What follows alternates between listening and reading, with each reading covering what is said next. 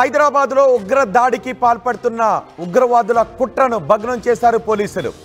ఇటీవలి కాలంలో మనం చూస్తున్నాం, పహల్గామ్ దాడి తర్వాత తరచూ ఏదో ఒక ఆందోళన కలిగించే ఘటన చోటు చేసుకుంటూ ఉంది.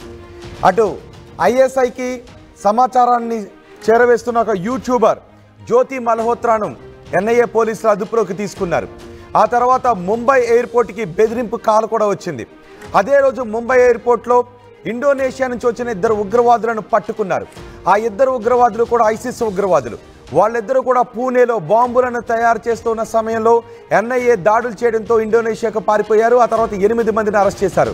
ఆ ఇద్దరు 2 రోజుల క్రితం భారతదేశానికి వచ్చారు, ముంబైలో ల్యాండ్ అయ్యారు, ముంబై ఎయిర్పోర్ట్లో పట్టుకున్నారు.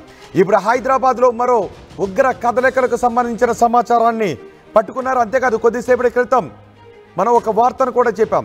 ఈ నెల 14న ఇస్లాం అనే వ్యక్తిని సంగారెడ్డిలో పట్టుకున్నారు.